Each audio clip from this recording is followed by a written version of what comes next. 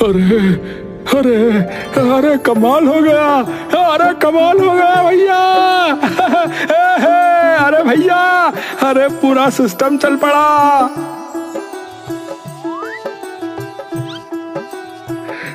अरे भाइयों, अरे थारे पैर पड़ू मैं।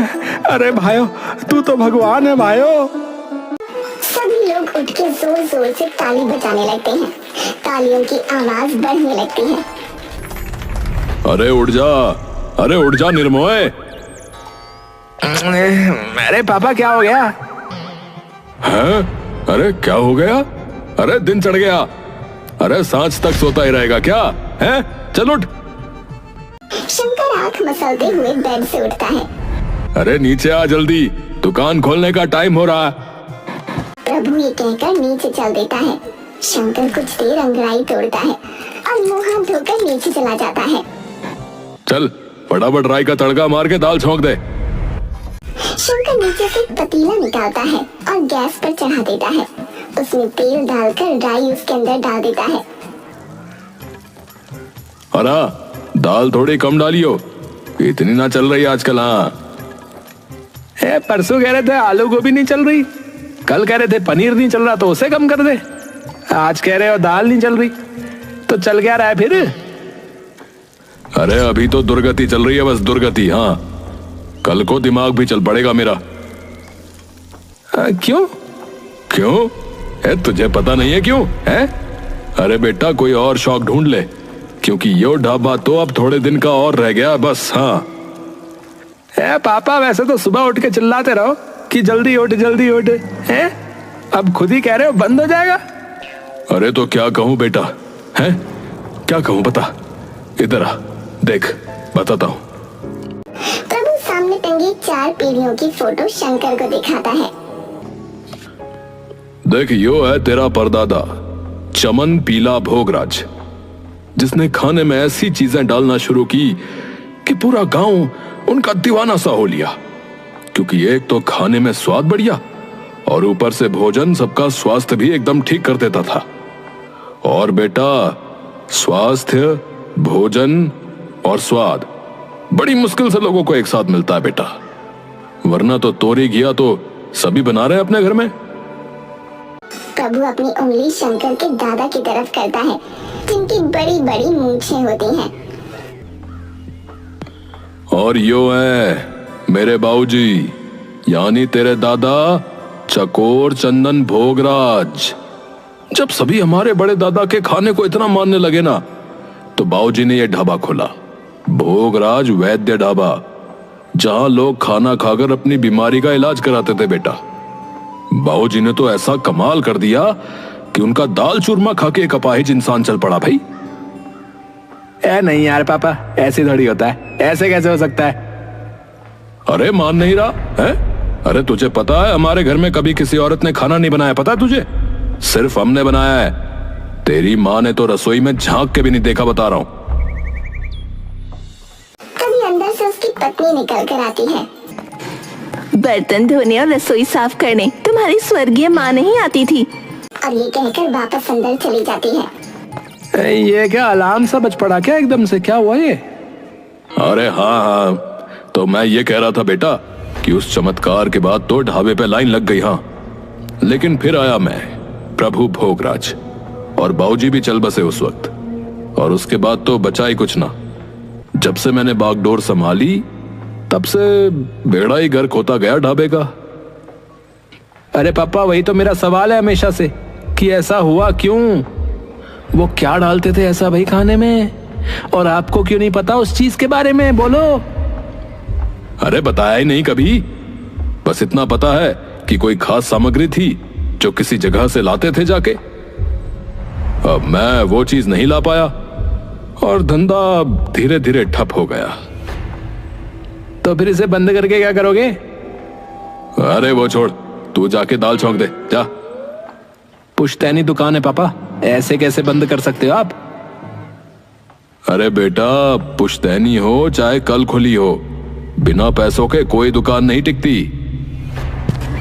शंकर चुपचाप दाल बनाकर बाहर चला जाता है। यार, यहाँ रहना तो मेरा दिमाग फाड़ देंगे ये।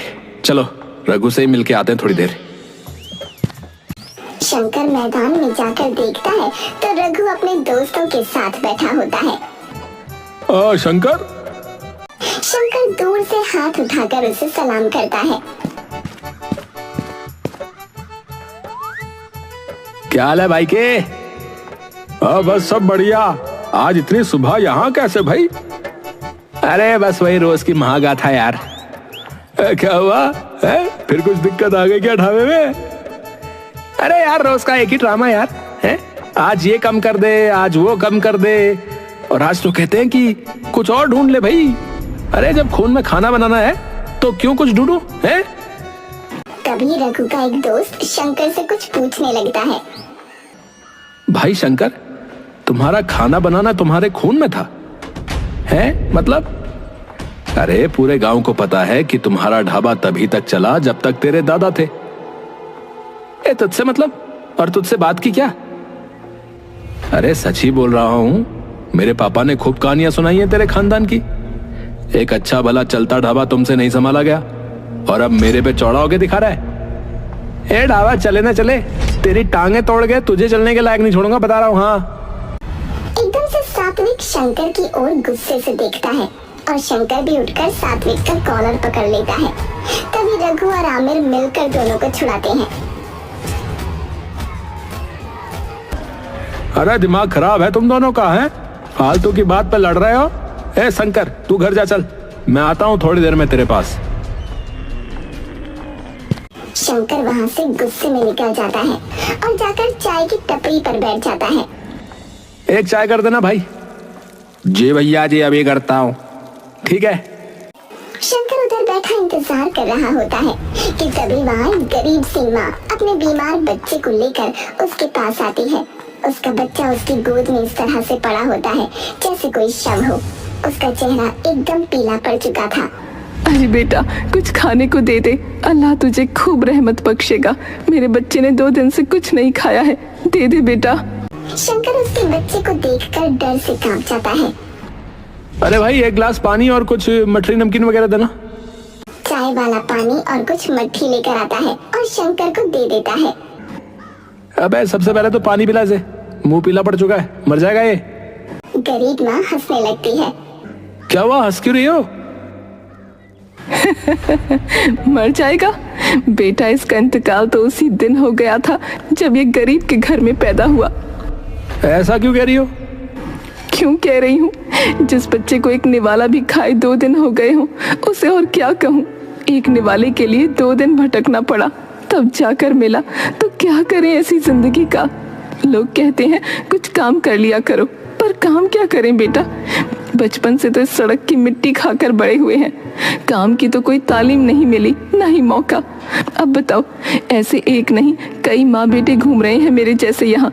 इसकी तो अभी सांसें चल रही हैं, पर जल्द ही ये कूचों के खोखले अंधेरे में ही मर जाएगा, क्योंकि अस्पताल कौन भर्ती करेगा। सरकारी अस्पताल ले जाओ तो हमसे पहले 100 लोग लाइन में मिलेंगे। किसी का डॉक्टर फूफा, किसी की नर्स मौसी, किसी का बाप कंपाउंडर, और इन सब की पहचान में दबा कौन? गरीब। और सही भी है, गरीब को तो भगवान ने भी नहीं अपनाया, तो डॉक्टर क्या अपनाएगा। अब मान लो ये दुनिया में आ भी गया तो पालेगा कौन? हमें इसकी खांसी, जुकाम, इसका तपता बदन किसके पास ले जाएं? हम बस अपनी छाया ही दे सकते हैं ठंडक के लिए, क्योंकि ठंडा पानी, ठंडी दवा, ठंडी छांव, ये सब तो नसीब वालों को मिलती हैं। लोग कहते हैं बच्चों को पढ़ाओ, मैं कहती हूँ पहले जिंदा तो रख लें, पढ़ाई तो बाद में भी हो सकती है। ऐसे तपते हुए बदन से तो अच्छा है ठंडा शरीर बेटा, क्योंकि इस दुनिया में जीने का हक सिर्फ पैसा देता है। ये सब सुनकर शंकर एकदम से जम सा गया था। वो औरत अपने बच्चे को पानी पिलाकर और मठरी लेकर वापस चली जाती है। शंकर चुपचाप वहाँ से पैसे देकर निकल जाता है।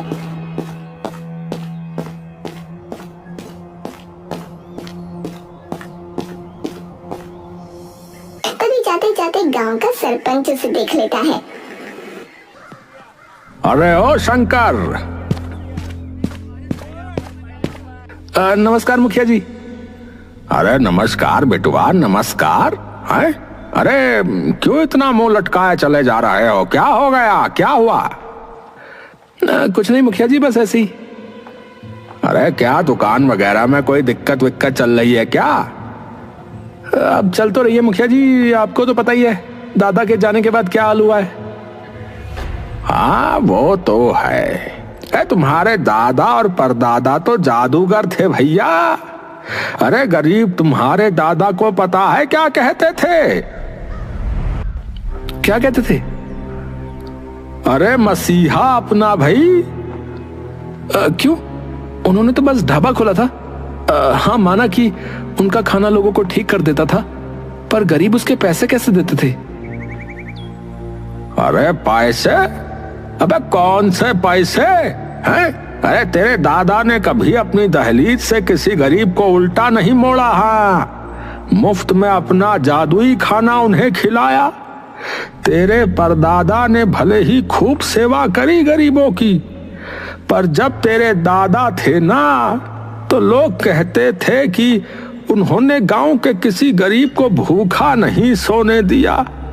कभी किसी गरीब की तबीयत खराब हुई तो उसे अपना खाना खिलाकर ठीक कर दिया। शंकर अचंभित रह जाता है ये सारी बातें सुनकर। ठीक है मुखिया जी, अब चलता हूँ, दुकान में और भी काम है। शंकर ये कहकर वहाँ से चल देता है।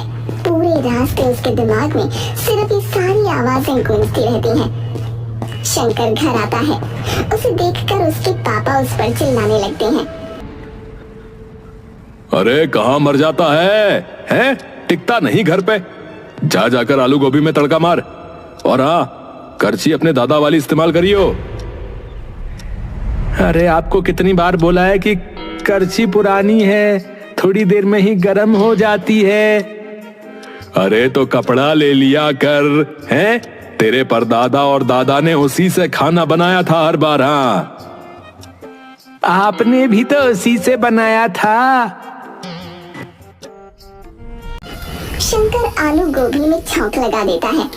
शंकर ढाबे का सारा काम निपटा कर अपने कमरे में चला जाता है।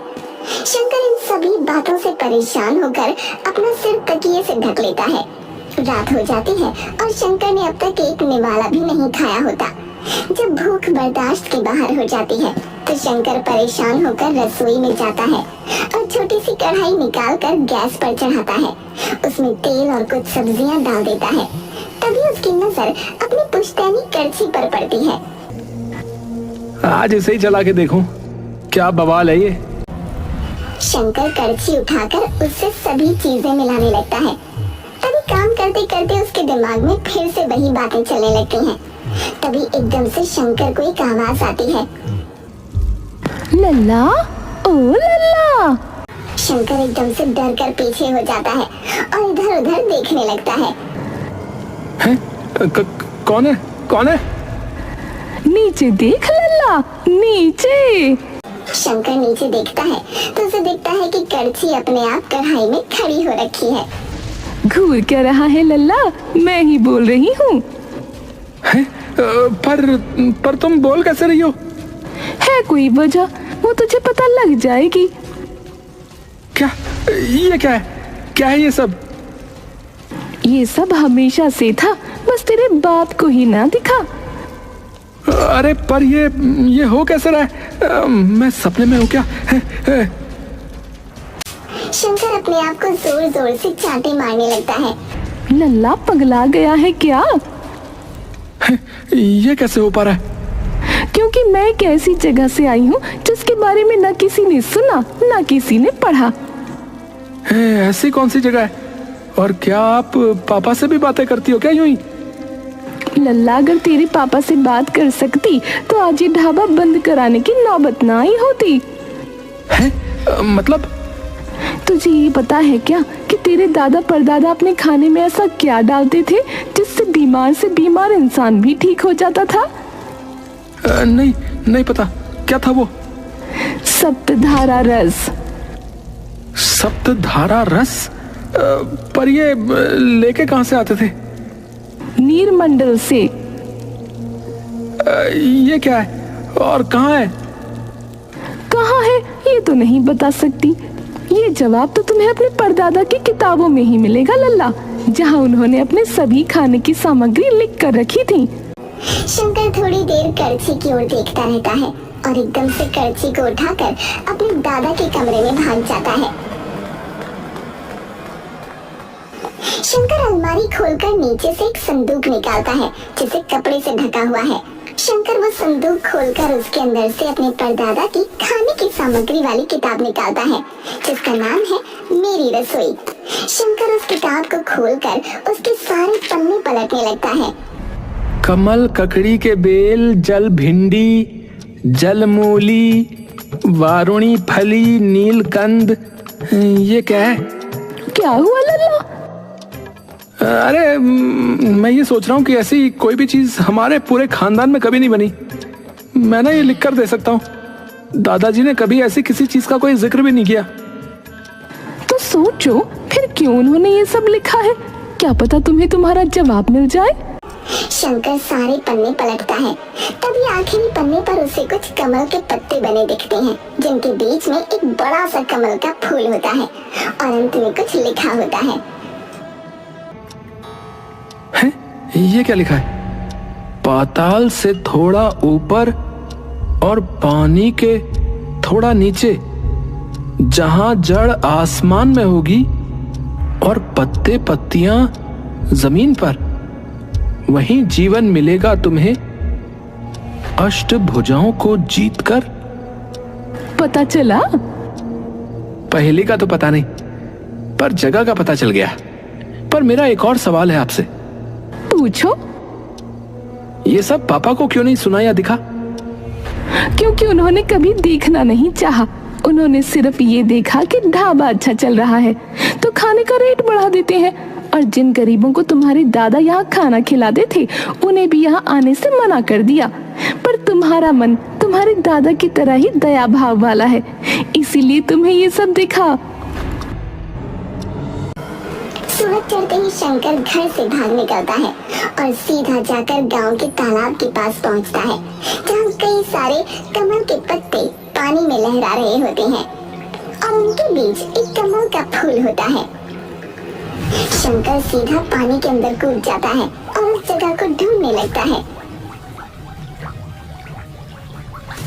हर थोड़ी देर में शंकर पानी के ऊपर आकर एक गहरी सांस भरता और फिर नीचे चला जाता। पर जैसे ही वो और गहराई में जाता है उसे पानी में एक रोशनी की किरण चमकती दिखती है। तभी उसे वो पहेली याद आती है जो उसके दादाजी की किताब में लिखी थी। पाताल से थोड़ा ऊपर और पानी के थोड़ा नीचे, जहां जड़ आसमान में होगी और पत्ते पत्तियां जमीन पर, वहीं जीवन मिलेगा तुम्हें अष्टभुजाओं को जीतकर। शंकर उस किरण की ओर बढ़ता है और जैसे जैसे वो किरण की ओर बढ़ता जाता है रोशनी उतनी गहरी होती जाती है। जैसे ही वो उस रोशनी के अंदर जाता है वो एकदम से किसी और दुनिया में पहुंच जाता है। चारों तरफ सिर्फ हरियाली, औषधियाँ और सब्जियों की महक से उसका मन प्रफुल्लित हो उठता है।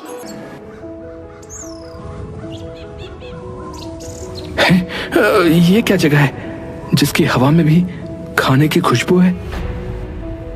शंकर आगे जाता है तो उसे एक विशाल पेड़ दिखता है, लेकिन वो पेड़ उल्टा था। उसकी जड़ें आसमान में और फूल पत्ते जमीन पर होते हैं। जहाँ जड़ आसमान में और पत्ते जमीन पर हों, यही है वो जगह, यही है। शंकर भागता हुआ जाता है और उस पेड़ के अंदर घुस जाता है। जैसे ही वो उस पेड़ के अंदर घुसता है अचानक सारा माहौल बदल जाता है। शंकर एक बड़े से रेस्टोरेंट की रसोई में खड़ा होता है। उसके साइड में एक खिड़की होती है जिसके बाहर कुछ गरीब लोग भूखे प्यासे बैठे होते हैं। शंकर बाहर की ओर देख रहा होता है कि तभी उसके पापा अंदर आते हैं। अरे कहाँ ध्यान है तेरा? हैं? फटाफट आज चला, मोटी कमाई होगी आज। सारे लोग खाने की बाट जो रहे हैं बाहर, जल्दी कर। शंकर एकदम से खाने का पतीला उठाता है और गेट खोलकर बाहर चला जाता है। प्रभु उसे पीछे से आवाज दे रहा होता है। शंकर जाकर उनमें वो सारा खाना चुपचाप बांट देता है। तभी एकदम से सारा माहौल फिर से बदल जाता है और शंकर देखता है कि सामने एक बड़ा सा ऑक्टोपस होता है, जिसके सभी हाथों में रसोई का कोई न कोई सामान होता है। परीक्षा में तुम पास हो गए बच्चे। शंकर थोड़ी देर के लिए चौंक जाता है। जब कड़ची बात कर सकती है तो ये क्यों नहीं? यहाँ क्यों आए बच्चे? मैंने सुना था कि मेरे दादा और मेरे परदादा आपसे कोई चीज लेकर जाते थे, जिससे कोई भी इंसान चाहे कितना भी बीमार हो एकदम ठीक हो जाता था।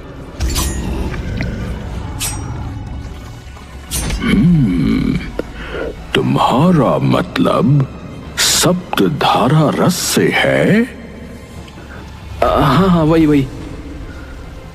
उससे पहले मेरे एक सवाल का जवाब देना होगा तुम्हें। जी पूछिए। क्यों लेकर जाना चाहते हो ये रस? शंकर एक गहरी सांस भरता है। अपनी शांति के लिए। कल ना मैं ठीक से सो पाया, ना ही ठीक से कुछ खा पाया। मन में सिर्फ एक सवाल की, जिनके सिर पे कोई छत नहीं, क्या उन्हें आज रात कुछ खाने को मिला होगा? जिनके बच्चों के शरीर दोपहर में तप रहे थे, क्या उन्हें कोई दवा मिली होगी? या उनका शरीर एकदम ठंडा पड़ गया होगा? बस इसीलिए चाहिए, ताकि रात को वो भी और मैं भी चैन से सो पाऊं।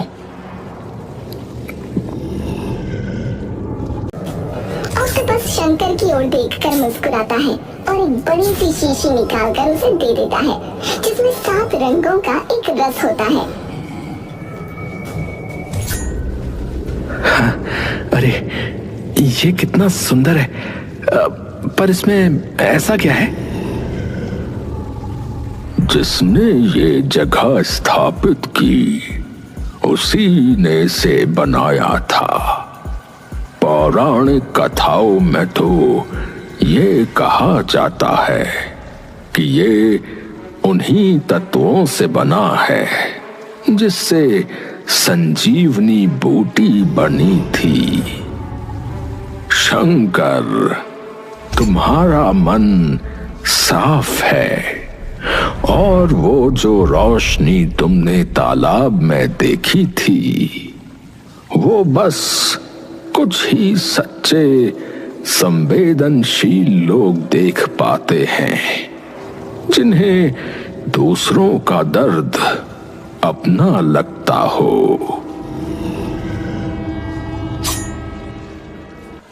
शंकर चुपचाप उनके सामने सर झुकाता है और वापस अपने घर आ जाता है।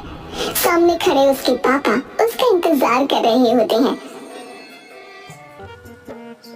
अरे कहाँ डूबाया?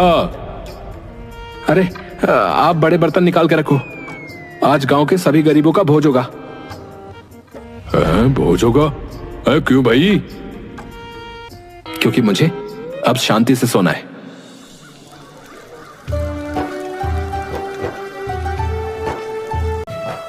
इसके बाद शंकर सबसे पहले उसी बूढ़ी माई के बच्चे को जादुई खाना खिलाता है, जिससे वो एकदम स्वस्थ हो जाता है। आखिरकार बरसों बाद इस जादुई ढाबे में मसीहा लौट आया।